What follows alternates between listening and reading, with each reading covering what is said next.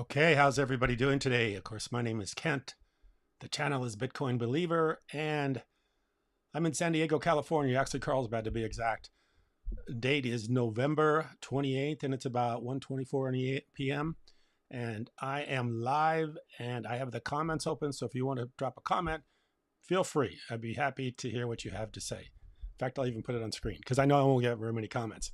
Simply because I've been doing this way for very long. I just started here recently with the new run for Bitcoin. I mean, when Bitcoin was back in the FTX days, I didn't want to talk too much about it because everybody was so negative on it with Sam Bankman-Fried and all of his girlfriend and everybody else that was involved with it. And they were just making every day, everybody was hearing negativity. There's no sense making a bunch of videos when things are really negative, especially where everybody perceives it to be negative, although it's not negative. But today, Bitcoin is well over $38,000, $38,124. It's up 3% today. I mean, come on, think about that. That's incredible. 3% today. That's unbelievable.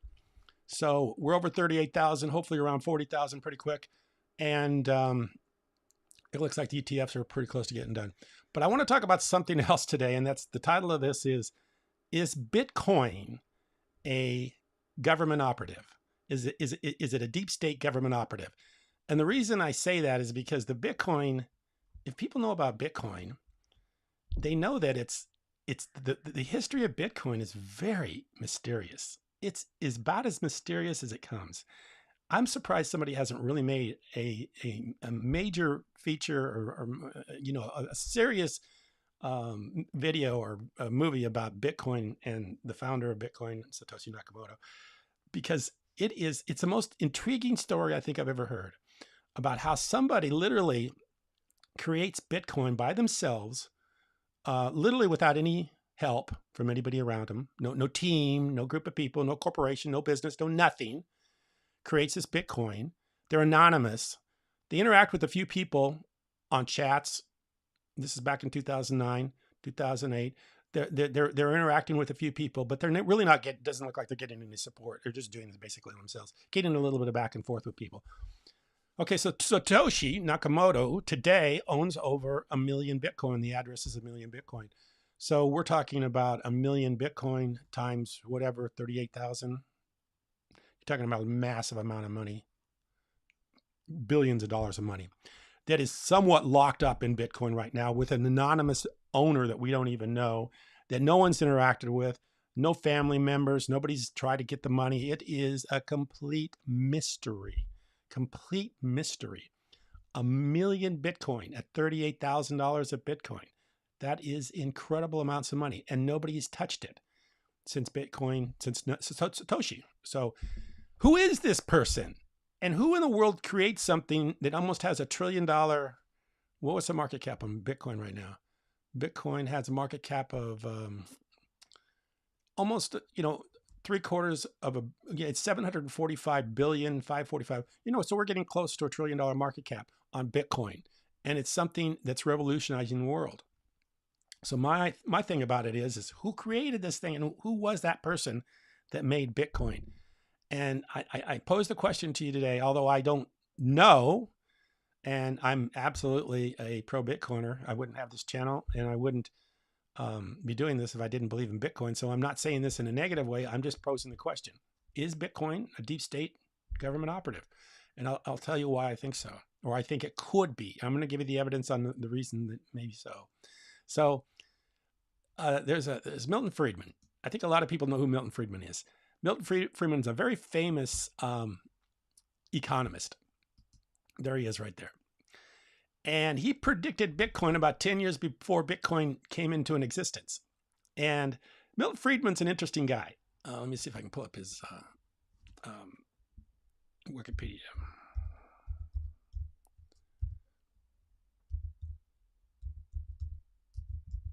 So he's an economist, but he's a connected economist. And he was connected with the Federal Reserve, even though he spoke out against the Federal Reserve. In fact, I found some information about Milton Friedman, and he, that's me before I had my beard, but that's Bernanke. But it says here, this is about Friedman. At the time, Arthur Burns, let's look at Arthur Burns. Arthur Burns was Fed chairman. Let's go back to that. And that's I got too many things opened up here. So let's look at Arthur Burns. Arthur Burns was one of the Fed chairmen from the past. So he was a Federal Reserve chairman, just like Bernanke and Jerome Powell. So there is Arthur Burns. Arthur Burns was an American economist and diplomat who served as a 10th chairman of the Federal Reserve from 1970 to 78. So he's connected with Friedman. Here's Friedman. Okay. But this is what's said with what Arthur Burns says.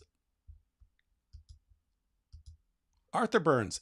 At the time, Arthur Burns, who was then the head of the National Bureau of Economic Research and later chairman of the Federal Reserve, asked Friedman, Milton Friedman, to rejoin the Bureau staff. So he was on these, the inner circle of people that were making decisions at the Federal Reserve. He accepted the invitation and assumed responsibility for the Bureau inquiry into the role of money in the business cycle. So we're talking about a connected human being here. This is a guy that's an insider, which is Milton Friedman. He was with Arthur Burns at the Federal Reserve, and he knew a lot about what was going on and was advising. So this is Friedman, and this is in 1999. Think about this. Bitcoin doesn't come about for 10 years. This is 10 years prior to Bitcoin. So this is what Friedman says. I'm going to play little segments of it so you hear it. That's missing, but that will soon be developed, is a reliable e-cash, a method whereby on the internet you can transfer funds from A to B without A knowing B or B knowing A. The way in which I can take a $20 bill and hand it over to you, and there's no record of where it came from. Okay, there you go. So he's talking about Bitcoin. He's talking about being able to transfer money on the internet from A to B without there being a counterpart or intermediary, without there being a bank. He's talking about this in 1999. This guy's very connected with the Federal Reserve and with people that are on the inside, as far as the people that are making money decisions or making decisions about the policies in the United States. He also, I think we're going to go back here a little bit earlier. He talks about how this is something that the government won't be able to tax in the future, because if it's on the internet, transactions take place. Like if you're doing business with somebody in India, there's going to be no way for the government to tax that. I'll see if I can play a little bit of that. In your area, the major effect of the internet will be to make it harder for government to collect taxes. There you go. So Friedman's talking about having a form of money that doesn't require a bank, and then having the government be able to tax. The biggest problem is government not being able to tax these transactions. So this is something that he was considering 10 years before Bitcoin ever came into existence. Okay, and I thought about this a while ago. I mean, I've been thinking about this for a long time. So in 2020, I actually made a video. There I am in 2020 without a beard. And I made a video about revealing the true identity of Satoshi Nakamoto, and I actually named Ben Bernanke. And the reason I named Ben Bernanke is because Bernanke, this is Fed Chairman Ben Bernanke, and he was in office from 2006 and 2014. So Bernanke was in office at the time of the creation of Bitcoin. I think Bitcoin was created in 2009. So Ben Bernanke was Fed chairman during the time of the creation of Bitcoin. So he was there at the time of Bitcoin. So he's a Fed chairman. The interesting thing about Ben Bernanke is this guy has a background in cryptography. He's a cryptographer. I can't say the word. He's a cryptographer. That was his background. And I was just doing some casual research one day, and I found that out, that this guy's background was cryptography, which is exactly what Bitcoin is built on, is cryptography. That's how it's able to be not, be unique and not be able to be hard to be hacked or hard to be, with the hash rate and all that. It's hard to break Bitcoin because of the cryptography that's involved in it. That is the backbone of Bitcoin, and this guy was a cryptographer. What's very interesting about this is that back when I made this video, I'll play a little bit of the video. Here we go. Intelligent ideas in the history of the world, and we don't know who it is. Absolutely. Okay, this I'm talking about. We don't know who it is. We don't know who the guy who created Bitcoin is. Incredible. So let's think about this and think that if it's no one single person, what entity would want to create Bitcoin? Okay, now I'm going to go into this. I'm going to have to pause this a little bit because I can't run my own video too much on my video because it'll be like copyright things. So here we go. It's either one of two groups of people, either a group of people that are anti-government, that maybe are trying to establish a libertarian point of view, which is what I like to believe. I think possibly could be true. And they realize the government is creating money out of nothing, which is a Keynesian versus Austrian economics thing. Keynesian economics versus Austrian. If anybody thinks that we're going into deflation, they got to be nuts, because all the politicians and all the, except for Ron Paul's an Austrian economic guy, everybody else is Keynesians. Keynesian people believe in elasticity of money, printing money, and that's what we've been doing for the last 150 years since the greenback Abraham Lincoln. So you got two trains of thought right now. We're either going to deflation, which means everything's going to retract in price, or we're going to start printing money like madmen. And if you look at everybody's background being Keynesian economists, they are Keynesian economists. That is the printing money side. They're not Austrian. Austrian is the Ron Paul guys. So we're not going to retract money. They're just going to print money in order to cover up all the problems like they've been doing since 2020. Okay. So that's the Keynesian versus, nobody wants to hear about the economic side of it. Ron Paul's just like whatever Ron Paul believes, that, thanks for the thumbs ups. I appreciate it. Whatever Ron Paul believes, that's Austrian. Whatever somebody like Jerome Powell believes, that's Keynesian. What are we going to do in the next year? Are we going to print money? Are we going to tighten our belts, make life difficult, make people very difficult lives so they can't pay their mortgages, they can't pay their rent, they can't buy new cars, everything falls back, retracts, and then we're going to have an election in November? I don't think so. They're going to go ahead and print money, just like the Keynesians have been printing money forever. Abraham Lincoln printed money to fight the Civil War. We've been doing this for 150 years. We're not going to backtrack, and all of a sudden, all of us, everybody's in the government's going to turn Austrian economics. You can see how far Ron Paul got with that, and you can see how far his son got, Rand Paul got with the Austrian economics idea. Everybody rejects it because nobody wants to struggle through the correction. The economy actually died in 2008. We've been running on Keynesian economic printing money since 2008 and stimulus money. There's never been a correction. And there's not going to be a correction this year. I don't know why people think in the next 10 years or this year, when we haven't had a correction since 2008, when it should have been a huge correction, they just said too big to fail. Then all of a sudden now we're going to have a correction. No, we're going to have more stimulus money and people just are going to ignore it while the value of their money just continues to decrease. And they're just going to ignore the fact that all of a sudden that house that used to be a $50,000 house now is a $2 million house. Or, that car that used to be $4,000 or $5,000 now costs $150,000. They're just going to ignore it. And they're just going to live in this world and say, hey, I need a government stimulus check to keep paying for everything. That's what's been going on for the last 4 years. And you know who the author of all this stuff is? It's Donald Trump. He was president during 2020. And he's the one that signed the CARES Act. He's the one that wanted the last stimulus check to have his name on it like it came from him. So here we go. Keynesian believing elastic money, create as much as you need. Whenever you need money, you basically have the printing presses, you can do it. So either the group, the people that did this were either the group that were anti-money creation or the people that were money creators. Yeah, probably money creators. So Bitcoin is actually like Austrian economics. There's no inflation. There is no, it's real money and everything like that. So it's kind of counter to what has been going on. And the Federal Reserve may have known that we have to switch to some sort of system like this. But I really think personally, probably Bitcoin is the precursor of the central bank digital currency. It's funny. I was listening to RFK Jr. I kind of like RFK Jr.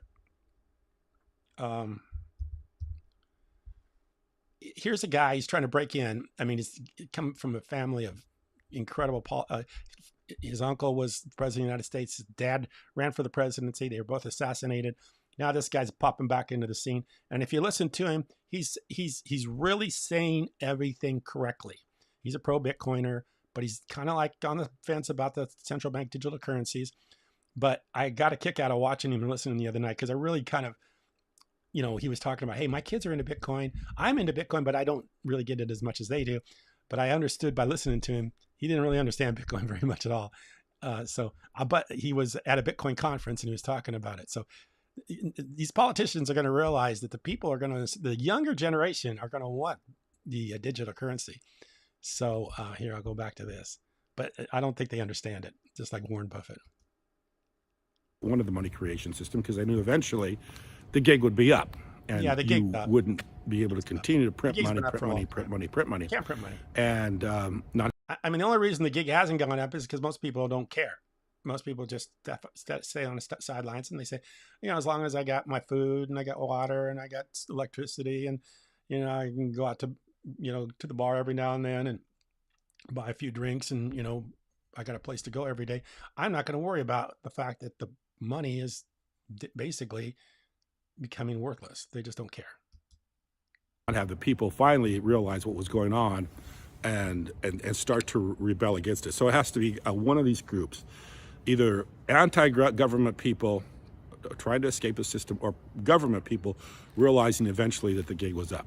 I tend to believe that it was. Okay, here's where I come into the conclusion I had in this video. The government people thinking that the gig was up. So yeah, they're smarter than you think. You know, Ben Bernanke sits there and he plays around with these interest rates. He knows he's not doing much good with that. So he knows there's got to be another counter system that eventually will have to absorb all this money that they've been printing.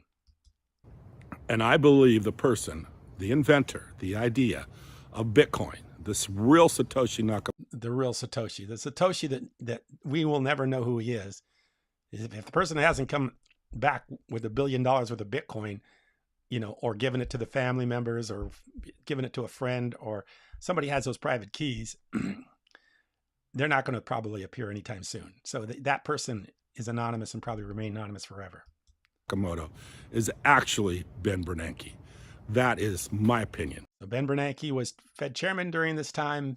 Ben Bernanke had a background in cryptography. And I'm going to show you something very interesting. This is 2020 when I made this video. April 19th, 2020, right during the pandemic. That he is Ben Bernanke. Ben Bernanke is an interesting individual. First of all, very intelligent. Secondly, he is a cryptographer.